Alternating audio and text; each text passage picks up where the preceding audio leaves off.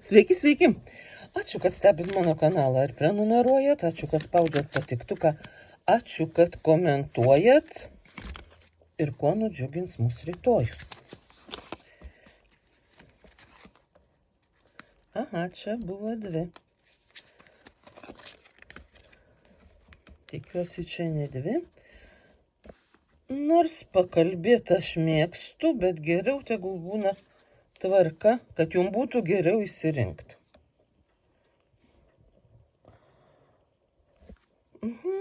Tai toks gausybės stiklainis. Kai jūs turit problemą, kaip iš daugybės gerų dalykų įsirinkti vieną arba 2, nes visų galit ir nespėt ir nepanešt. Tai jums rytoj bus pasiūlyta ir kur nors kokia įdomi kelionė, ir geras apsipirkimas, ir gal tinkamas oras paplaukiot, ir kažkur dar nuvažiuot. Jūs tiesiog turėsit sėdėt kokį nors, kažkiek laiko.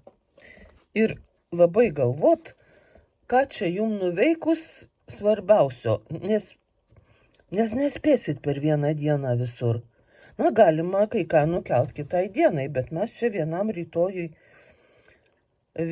rytojui sprendžiam, kas nudžiugins, ir jums bus sudėtinga išsiaiškinti, kas nudžiugins labiau.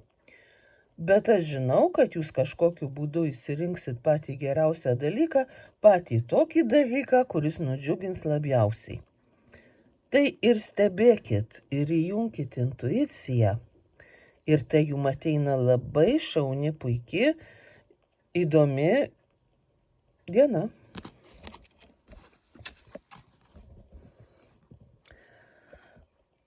Čia visų norų išsipildymas, gera sveikata, džiugi nuotaika, viskas aplinkui puiku ir šviesu. Greičiausiai ir bus saulėta diena ir šilta, ir jums visi dalykai, kurie buvo susikaupę, išsispręs, visi darbai pasidarys savaime. Jūs džiugins visi, ką sutiksit, ir jūs džiuginsit visus. Ir jūs svarbiausia turėsit tokios energijos įkvepiančios, kuri jūs tiesiog pakylės ir neš ten, ir neš į priekį, ir neš į aukštį. Ir jūs džiugins viskas ir bus puiki diena, nes jums rytoj į jūsų pasaulį įeina ypatingas saulės spindulys.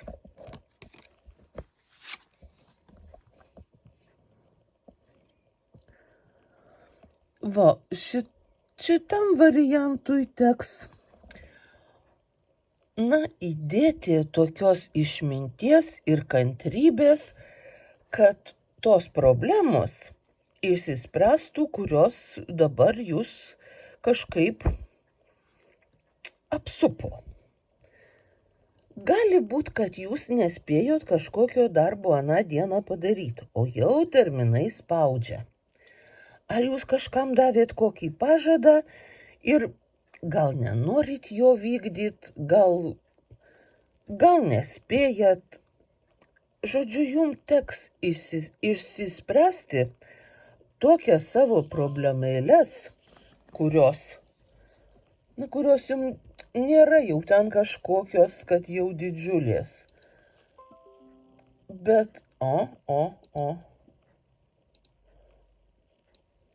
reikia garsus man nutildyti aplinkui. Bet jums gali truputėlį sutrukdyti.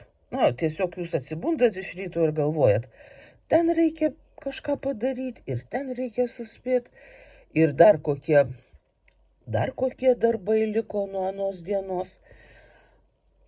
Bet tai jūs tai neišgazdins niekiek, bet šiek tiek gal sutrikdys. Jūs galvosit, nuo ko čia pradėt. Ir kai jau pradėsit, tai išspręsit viską akimirksniu.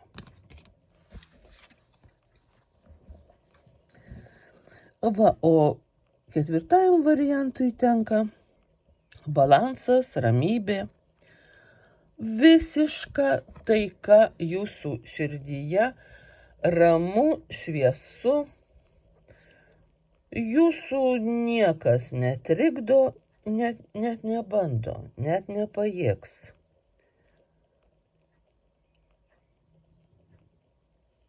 Oi.